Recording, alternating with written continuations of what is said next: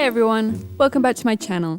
Today we're going to be talking about how I draw faces and the techniques I use when I'm drawing faces.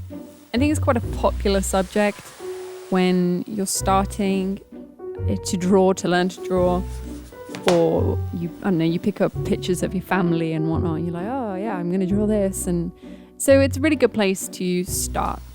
And I've been doing it a lot more recently because I started to do the 100 heads drawing challenge. I decided at the very beginning I was not going to be doing 100 heads in 10 days, but I would do 100 heads. Part of that was because I've not really drawn that many people before. I didn't really do it at school, and that was the only other time I studied, and I kind of avoided it after that, mostly doing animals and landscapes. So the 100 heads challenge has been brilliant for me because it's really kind of pushed me out of my comfort zone. And I'm just going to be telling you about what I was using and now what my thought process is when I'm coming up to halfway through. So I'm just drawing a couple of heads every now and then. And this is the point I've got to. So I'm drawing today 3 heads in part of the 100 heads drawing challenge. If you haven't already, please consider subscribing to my channel. I post all things art. It's all art based, whether that is gouache or watercolor, paints, pencil, and I'm hoping to obviously naturally develop that wherever my style goes. And if you've seen my videos before and you really like this one, please click the like button and leave a comment below. Now, I don't use anything like the Loomis method, which is the one with the block. You draw a block and then you draw a ball for the back of the skull. I don't do that. And I also don't do the grid one either. There's a technique you can use to draw a grid on the face, and that helps you align the nose and the mouth and the eyes. I can't do it. It is too distracting. I find so annoying drawing a random line in the middle of the face, and it's not for me, but I can understand why it would be useful. So if you're finding that useful, that one is actually not a bad one to do, especially if you find it difficult to get things into proportion. But I'm going to explain to you now what I use to help get things in proportion, and it's very much about using shapes. So it is a bit more similar to the Loomis method with the block and the ball. And it's about breaking down the overall image and making it so much easier, so much simpler for yourself to get that initial blueprint of your drawing nice and in proportion. And I have printed off an image to use so I can show you exactly what I do when I first start a sketch.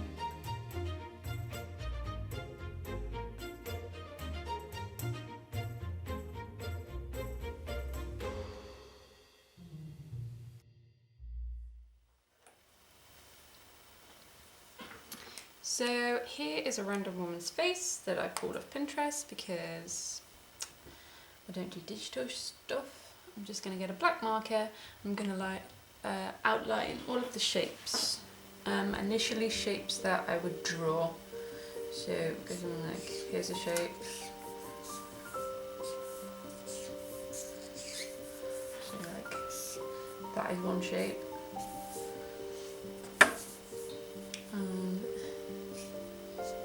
Here is a shape. Here is a shape. Here's a shape, and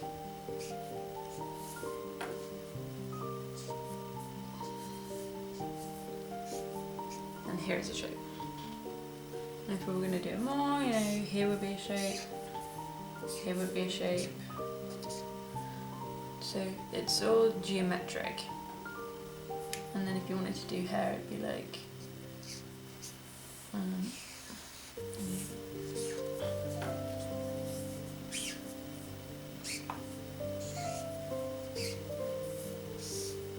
there is a shape. Shoulder, there is a shape. And then you would do it for shadows. So this is a dark value. This is a light value. This is, oh, here's another shape. And here's another shape. So then you would do, oh no, this is a shape. And this would be dark value. So then you start grouping shadows. So it'd be like, here is a shadow. And that would all be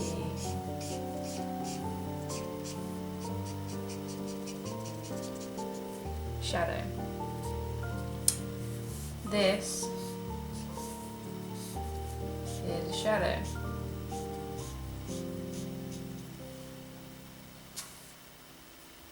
Here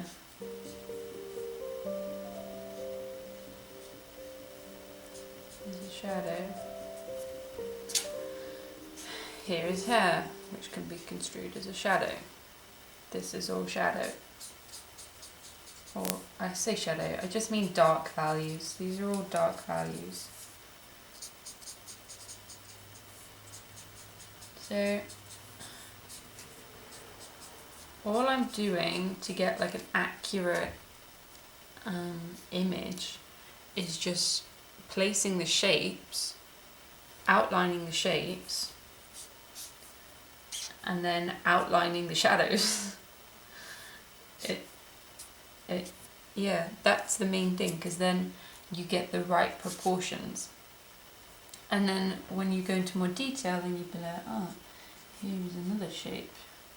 And that shape is darker than the rest of the shapes.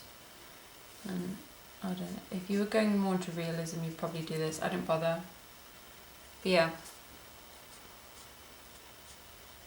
Here is another shape.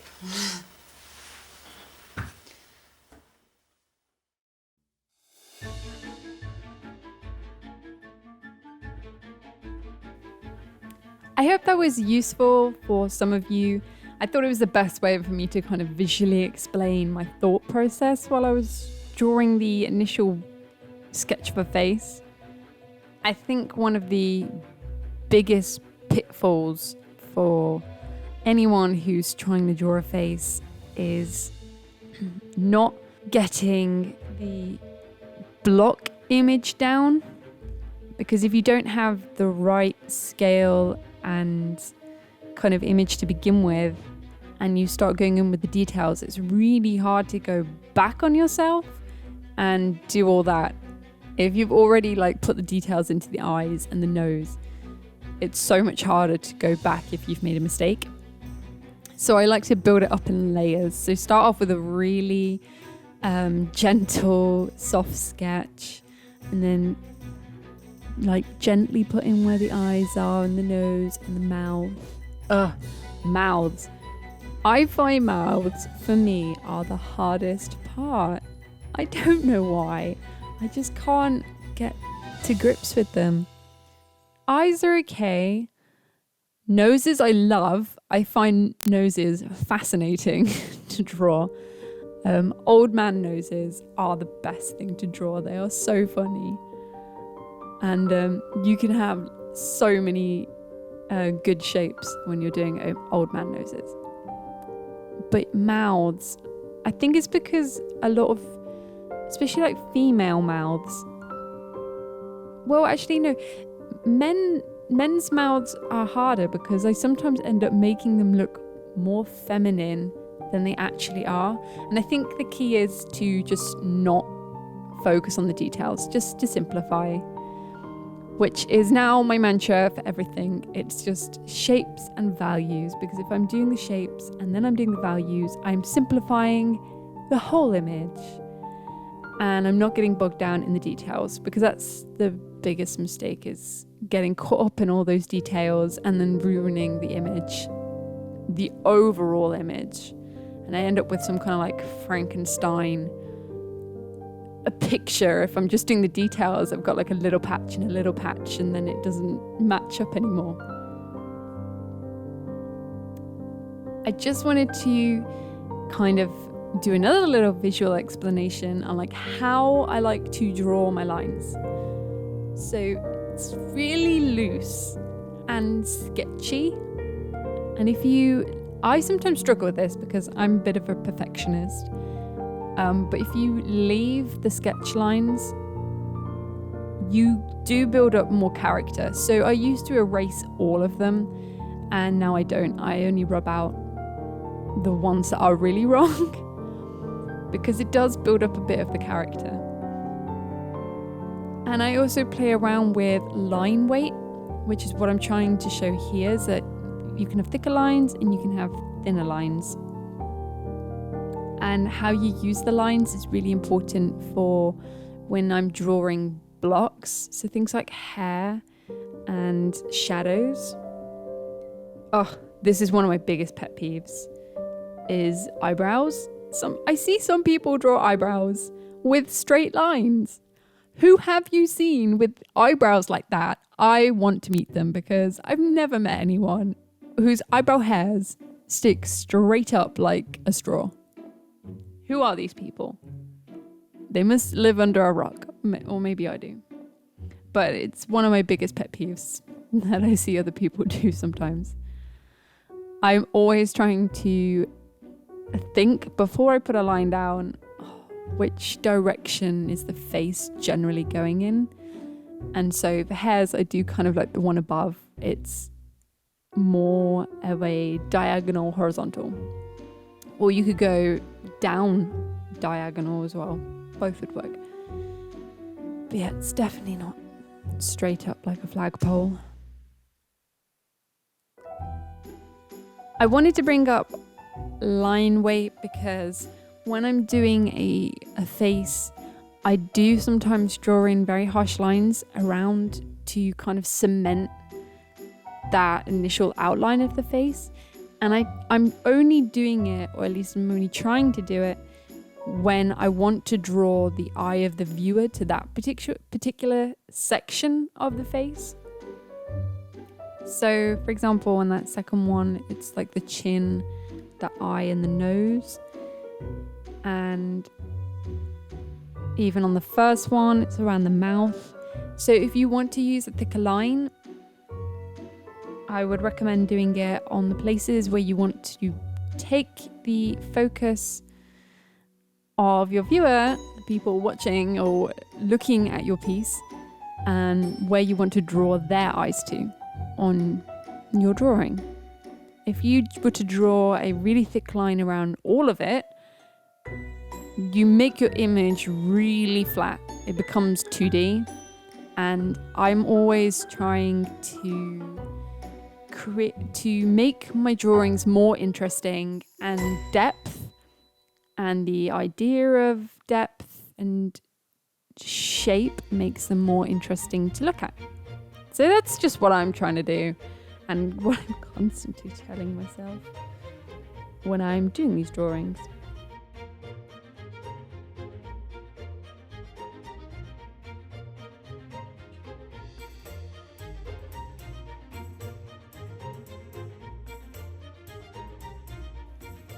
Thank you so much for watching this video. I really hope you enjoyed seeing my process, and I hope you are going to go away and have an amazing time drawing your own faces. And if you do, please post a picture of them somewhere in the comments or something, because I would be so interested to see what everyone else's drawings look like.